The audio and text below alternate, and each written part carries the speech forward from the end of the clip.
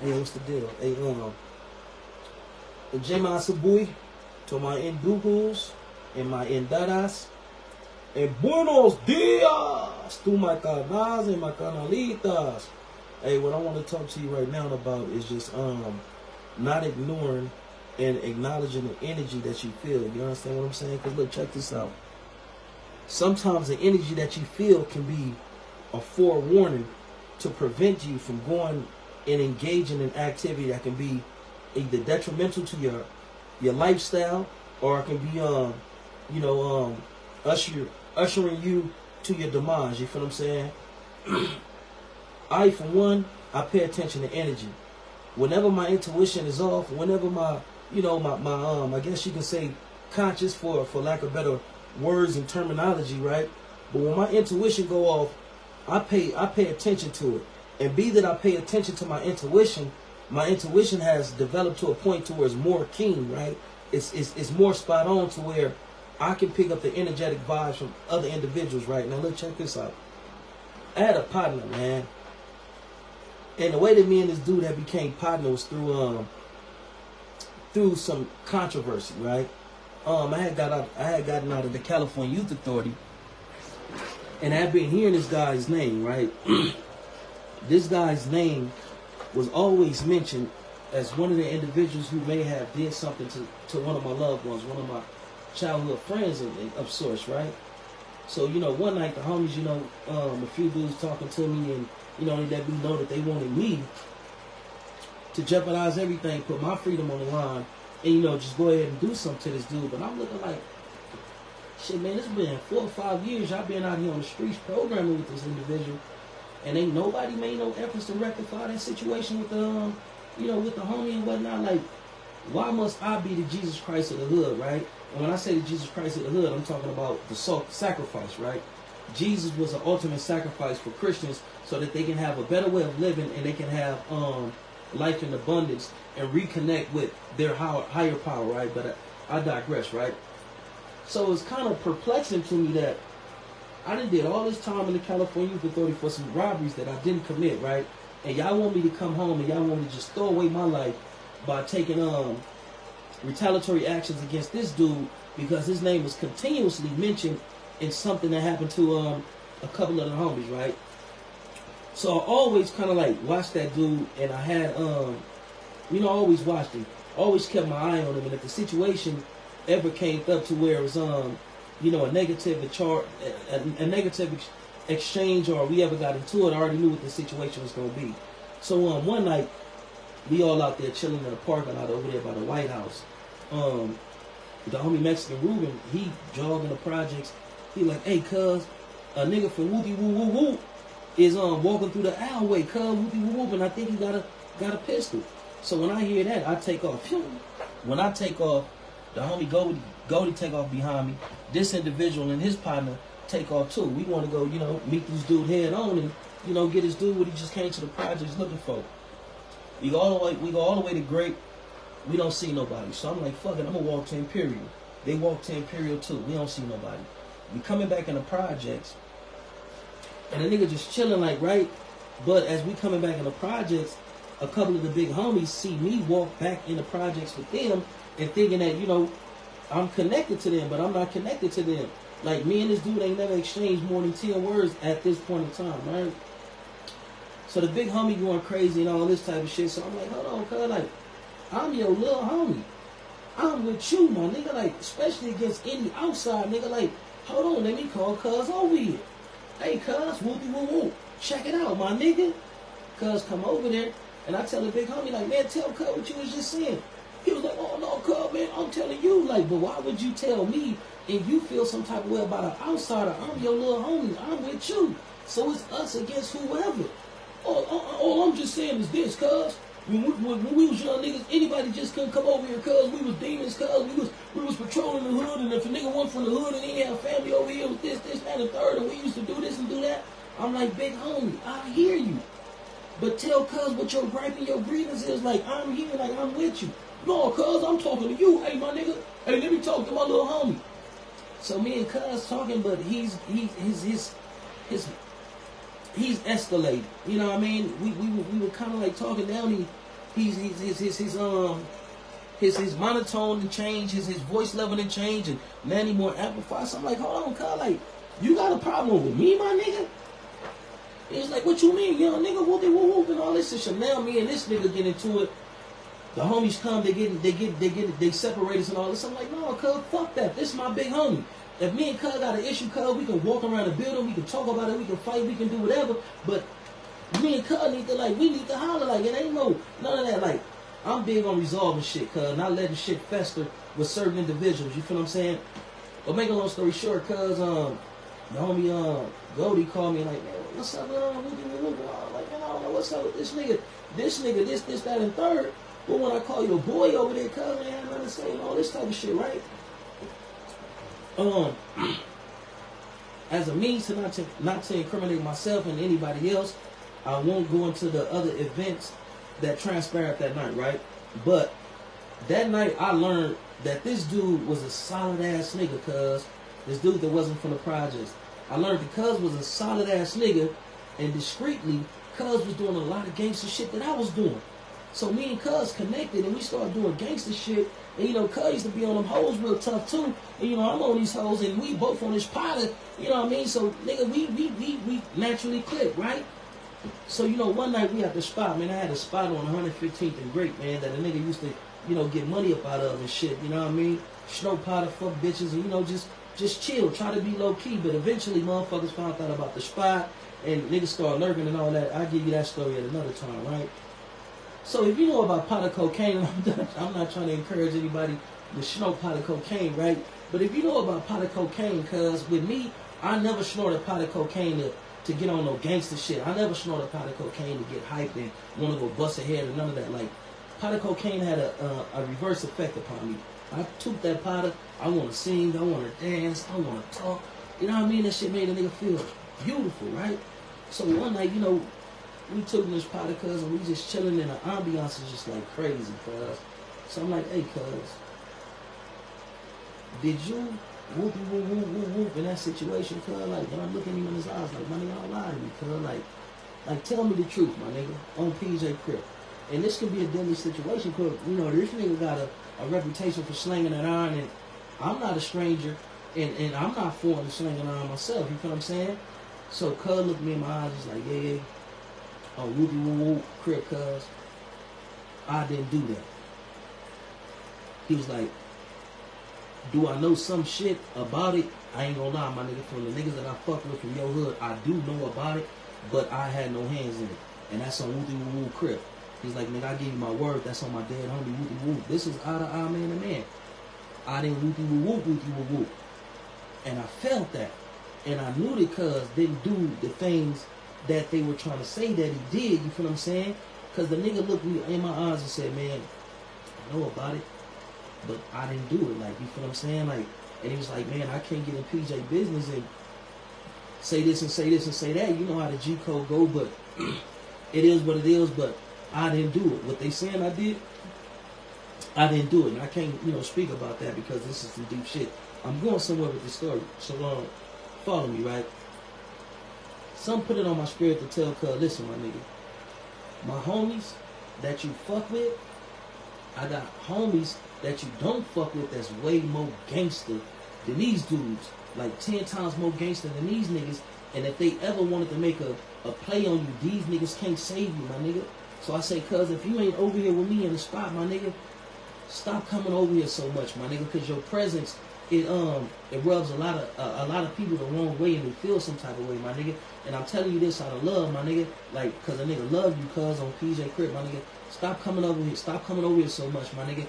I mean, my hood and your hood is cool, but you already know it's hostile and bad feelings towards you. You feel what I'm saying? So like, you know what I mean? This ain't your hood, so you can't come over here, pull up and be comfortable and chill like the way you want to chill just because your name was brought up in certain situations and all this type of shit, like, right? I even, and this is how much I love, cuz, and how big on loyalty I am. I done had individuals, you know, try to proposition me like, hey, cuz, man, listen, get this nigga over here, get his off of him, and let us I'm like, nah, cuz, I can't do that on PJ Crip. I wouldn't be a solid individual if I ever did some shit like that, you know what I mean? If you catch an individual and You know, you and then it is what it is. But I digress. Another night, we in the spot, we smoked powder, like a whole lot of powder, man. Like, this is just like one for the road, but I didn't know that this was one for the road. It's just me and my nigga chilling, cuz we laughing about shit and all that, and we talking about bitches and all this and all that, like, and we just chilling. Like, I looked at cuz, I said, hey cuz, I feel like one of us about to die, cuz. I feel like one of us about to die, and one of us about to get a whole lot of time in the pen, cuz. Cuz looked at me like, cuz, that's some wookie woo woo, cuz I feel the same. I just ain't know how to express that. So as we chilling and all that, a nigga get a phone call. Hello? Hey, what's up? This that bitch ass nigga, yeah. Like, what? Put it on speaker, like, who is this? Hey, don't worry about who this is on G or on Great. Hey, we about to come shoot that motherfucker up. So me and the homie looking at each other like, that ain't what they want to do. Like, all right, nigga, come over here. Like, what you want us to stand outside and wait on you? Like, all right, come. When you coming? Oh, yeah, on Great, on G. But they really wasn't from Great. This is them trying to, you know, do the flea flicker and all this type of shit. They really wasn't from Great, though, like, right? So a nigga trying to catch the voice. Yeah, nigga, we know all about you niggas and woo-woo-woo. And we just had bitches over there doing surveillance on y'all. We know that y'all do this. We know that y'all got this over there and woo-woo-woo. We know about the fat nigga with the jerry curl in the back and woo-woo-woo. We know about the cripple nigga that be sitting in the front. Like, god damn, they know my Uncle Big Lou. They know my Uncle TJ. They naming motherfuckers. They naming shit in the spots. And me and Cuz looking like, cuz, what bitches we done had over here that we done let, you know, slide up under this, that could have been, you know what I mean? Like, you know, you feel what I'm saying? Like, and I'm like, I know that voice. I don't want to say it's hood, but my nigga like, man, that's some whoopie whoop whoop. I know that voice. I'm like, who is this? So I hang up on the prank call and all this. He keep calling back. So we answer it. So when a motherfucker answer it, now the nigga slip up and say blood and this, that, and third. So I'm thinking it was a nigga from the Pueblos that a nigga was doing business with, but why would he be playing on my phone and we doing business, like real good business with each other? I'm like, no, that ain't him. So I'm listening to the voice and it ain't registering. So my cousin Alvin come in, he hear the voice. He was like, man, that's Munchie B from Hossy's. I'm like, oh, cuz, this you bitch ass nigga. Nigga, whoopie whoop whoop whoop. I'm hot. The nigga done had this nigga in the spot. Nigga done let this nigga come over and snort all the free cocaine that he wanted to snort. Holler at the homegirls. They make him feel threatened. Made him feel comfortable. Like, if you coming over and you fucking with this nigga, what you want to drink? You want to drink Hennessy? Nigga, go to Hennessy. Right now, I'm off the, I was off that motherfucker. What was I off around this time? I think I was off that vodka champagne, voodoo, whatever the fuck that shit called. Cause it was like some sparkling vodka champagne. Nicki Minaj was, no, this before that. So right now, around this time, I'm just off of Cavassier, Hennessy, and Patron periodically, like, right? But anytime a nigga come over there, man, what we drinking? My nigga here, man, woo. Making the cuz feel comfortable, man. Snort all the coke that you want to, nigga. We gonna smoke coke regardless. Like, that's just what we doing, this motherfucker. We fuck bitches, we smoke coke, and we sell a whole lot of about this motherfucker, right? So now I feel offended, like, mind you, like, when the little nigga first come to the spot, like, right, you know, he bragging, he telling the female that he on the phone with, like, yeah, I'm in the PJs. I'm in the PJs with my nigga, yeah, blood and whoop and all this. You know how motherfucking had their phone to their ear, but their volume was all the way up and you can hear it, like. So she like, yeah. She's like, hell no, nigga, you ain't with yeah. I'm like, ooh, cuz, who was that?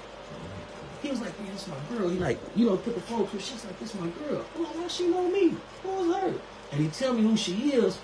And it's a female that me and her used to be mutually crushing on each other back in the day. So he put it on speaker and give it to me. She go crazy, like, you feel me? The homegirl Kiki. She like, she like, what's up, yeah. Hi, yeah. Like, she over excited, like. So I'm like, man, what's the deal, man? I ain't seen you and heard from you in a minute. She asking about my brother, because my brother used to fuck with her partner off of Broadway and all this type of shit, like. But this nigga looking like, and he look at his homie, I think his homie name was Rich Ace, or Rich Deuce from Hossy's, dark skinned nigga with long braids. He look at his homie, like, nigga, like, you know what I mean? But make a long story short, me and her exchanged numbers. That made her feel some type of way. The recognition that she gave me, how excited she was to holler at me and all this type of shit. You know, me and her did eventually start talking. We ain't never fucked, we ain't never did nothing. I digress, right? So now it's a reason.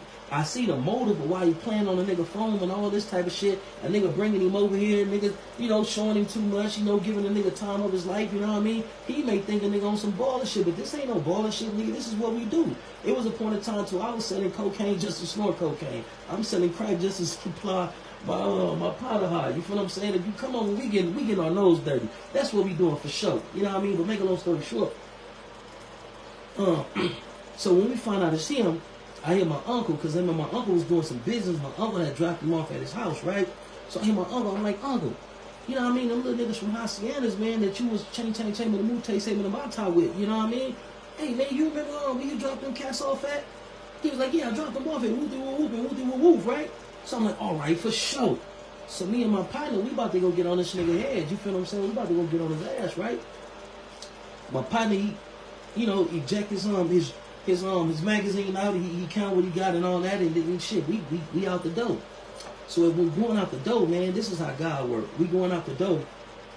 We crossing Great. We cross Great. Now we in the project, right?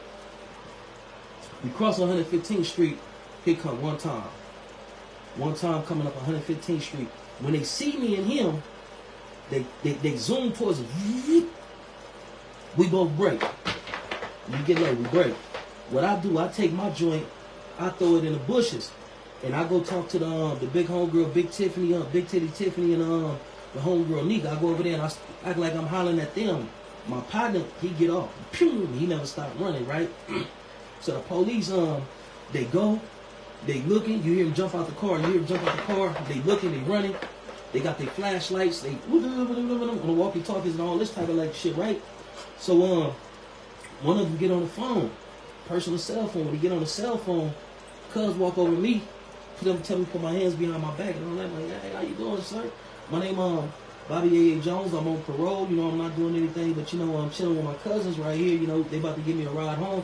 I stay with you. He say, no, I know you ain't. No, you ain't. I put my hands behind my back. I'm trying to cooperate. You feel what I'm saying? Like, to, you know what I mean, get them off whatever they thinking or whatnot. You feel what I'm saying? But make a long story short. And when I say cooperate, I'm talking about put my hands behind my back, telling my name and all that. Not no weirdo shit, not no snitch shit, right? But look, check this out. The dude on the phone, he hands me over to his partner holding you know, my like my elbow area. So he walks to the bushes. I'm like, ooh, cuz. I pray to God he don't go to the other bushes, cuz. So he walked to the bushes, he going down, but he on the phone.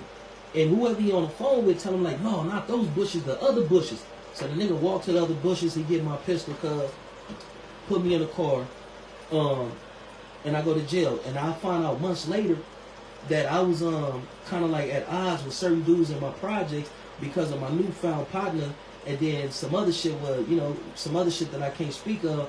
But one of my big homies, the big homie Whitey, when I was in a crazy situation, Whitey like, man, listen, stop expecting certain niggas to get at you on some gangster shit because you like your daddy now.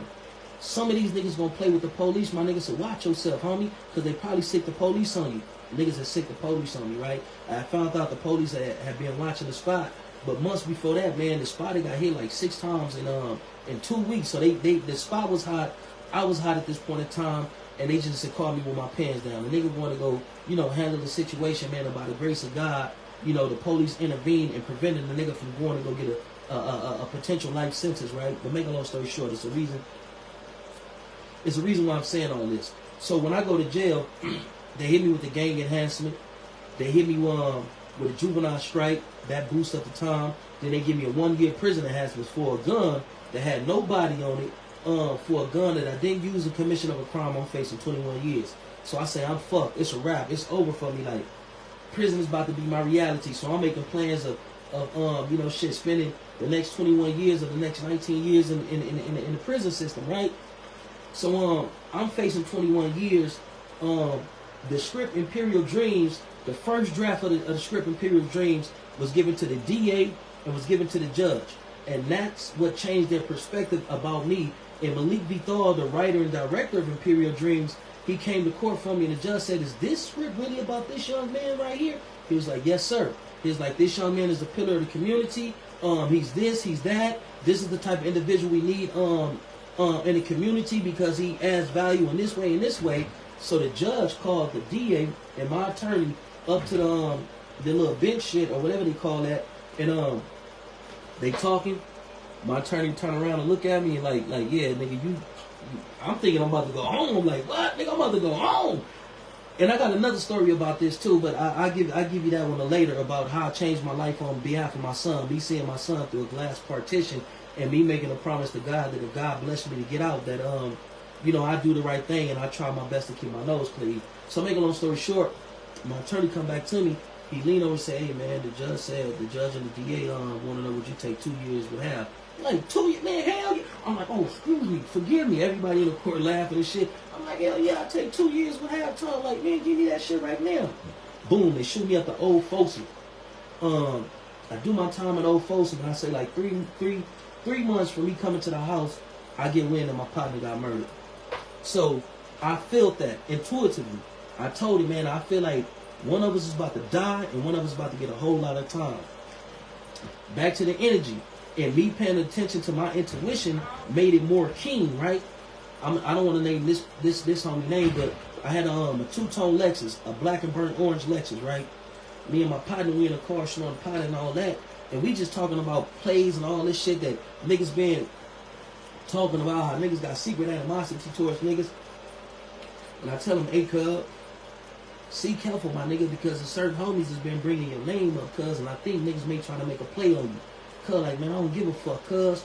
I can't wait to see my little brother, nigga. I'm ready to see my little brother and all this type of shit, like, right?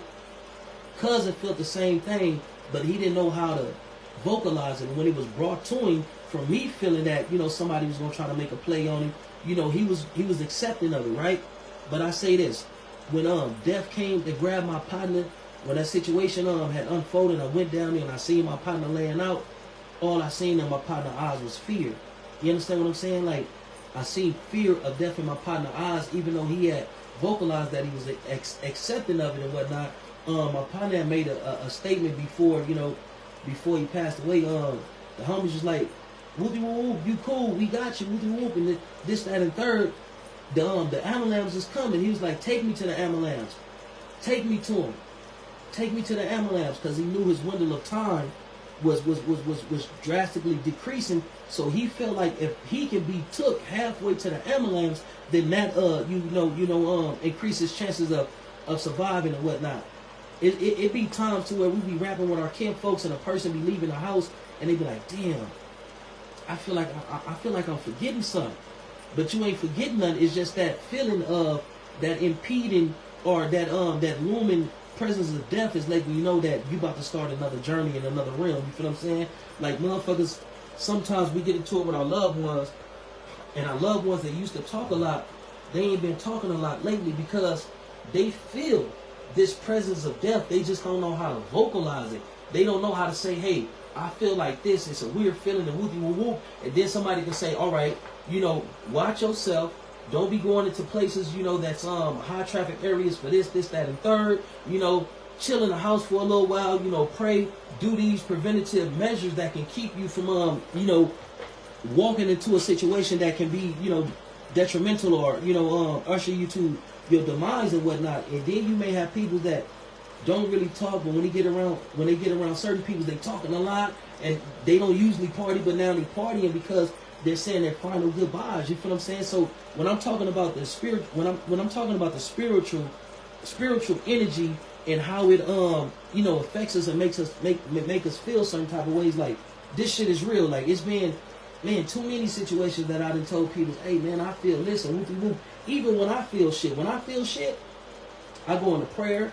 Depending on how heavily it weighs upon my spirit, I may even start fasting so that I can you know, just be in tune with the spiritual forces to allow me to see and navigate through, you know, dangerous situations that can, you know, lead a motherfucker to his death. You know what I mean? But that's it. That's all, man. Y'all stay up and be blessed. I just wanted to, you know, get on here and just tell brothers, man, start paying more attention to your intuition. You know, start paying attention to vibes. Like, you may be chilling with a nigga and his face is smiling and all that, and you think it's cool on the surface, but you just got something in your heart just telling you, man, this nigga ain't no good. Watch this. I got a story, cuz. One day it's a party on the funny side over Big Titty Tiffany house, right? Everybody chilling and all that, good vibe. I got a big old pistol on me, you know, a motherfucker, you know, just in case somebody come through on some other shit. But I feel this crazy energy behind me. So when I turn around and look, it's one of my homies behind me looking at me like this. So I'm like, what's up, cuz? You good? He was like, yeah, yo, you my nigga, I love you, cuz. On PJ Quick, you my nigga, I love you. I'm like, huh? But when I turn around, nigga, you giving me a menacing look. But my energy told me, man, hold on, nigga, something ain't right.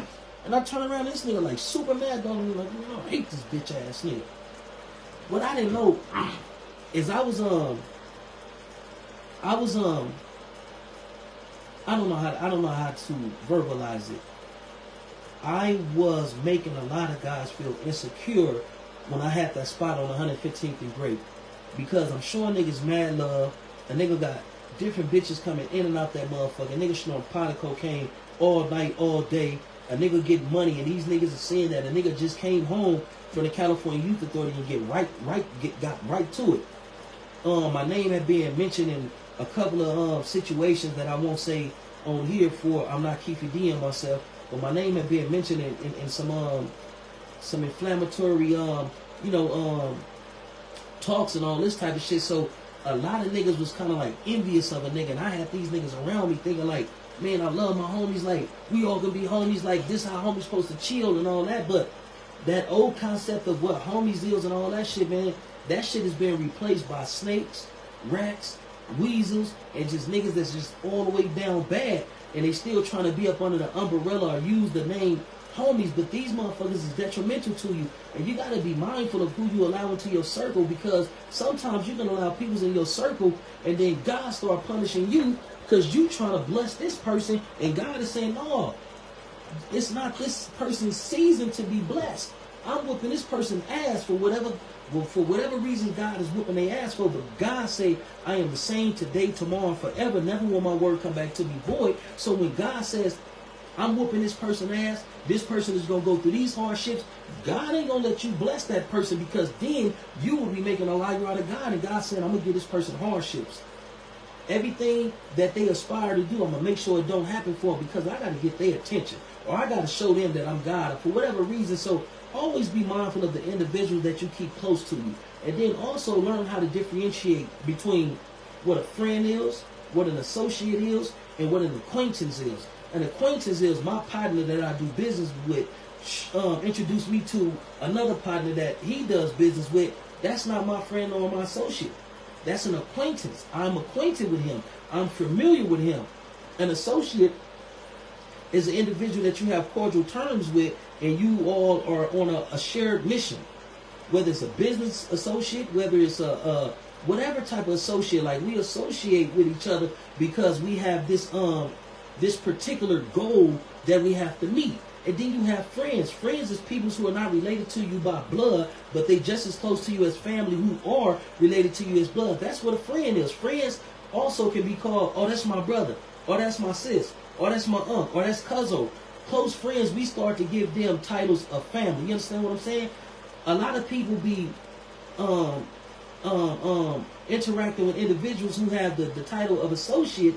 You dealing with this person, and then y'all fall out. Y'all business was done. Sometimes God sends people in our lives for a reason, in a season. This person isn't a long-term person for you to develop a relationship or put your heart in and put your trust and start investing certain things in, because it's only temporal. It's a temporary situation. Then your feelings be hurt when God allowed the person to show who they really is. Then your feelings be hurt, and you and your feelings, but this person wasn't meant to go on a long-term journey with you. This person is going to be a burden. This person is going to hold you down, or this person is going to stab you in the back and cut your throat when God allowed your blessings to manifest. So God is going to save you from this type of faith by showing you this person never been your friend. But yeah, man, I ain't going to talk y'all ears off, man. I want y'all to stay up. I want y'all to be blessed, man. God bless y'all and shit. Get ready for the grand reset, because it's going to for sure be a grand reset, man. You know what I mean? Yeah, but y'all stay up and be blessed, man.